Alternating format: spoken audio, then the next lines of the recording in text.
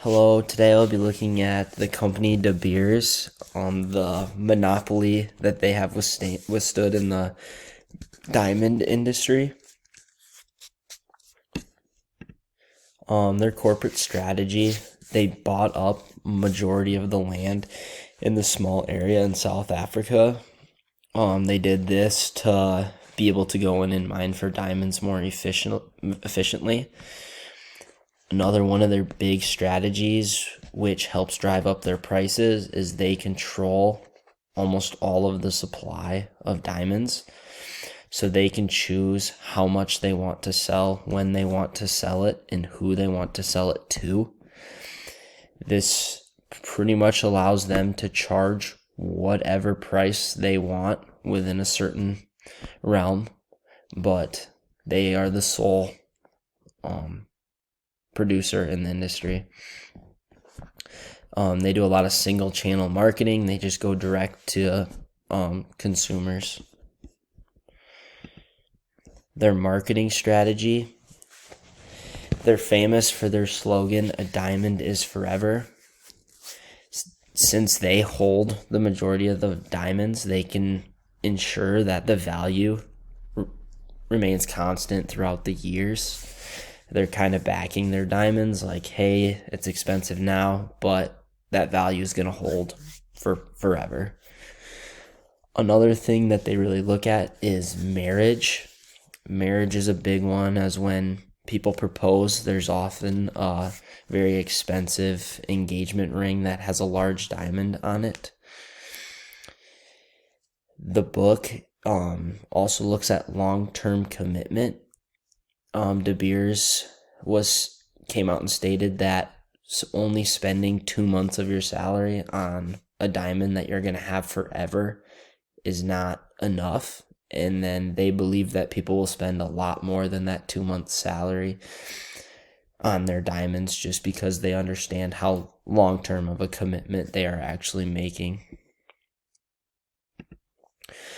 Apartheid was something that happened in South Africa. The definition is Africans for apartness. De Beers claimed that they were against it, and it was against human nature. What happened in South America was they tried to separate people based on their color. The whites and blacks were separated. De Beers came out and said they were against it, but they also benefited from it underneath the table. It created more workers for them, and it also put their workers in a poor position to where they don't have to worry about any upwritings, and they could kind of treat their employees however they wanted. Something else that they claimed, the workers that they did receive out of this were not as efficient, and they had some efficiency issues. Competitors, De Beers is pretty much the sole producer in the diamond industry, so they did not really have any competitors until 1955, where General Electric came out with the first ever lab-grown diamond.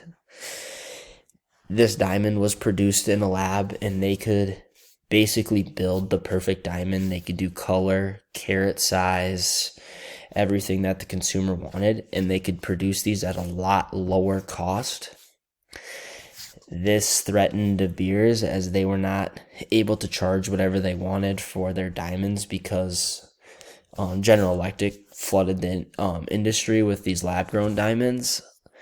So rather than trying to compete and drive their prices down, De Beers went out and actually colluded with General Electric to drive their prices back up.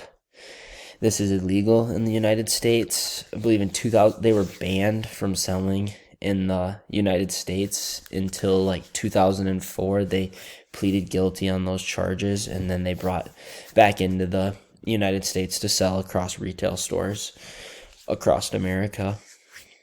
But yeah, for this presentation I used the book Understanding Business Ethics. Thanks for listening.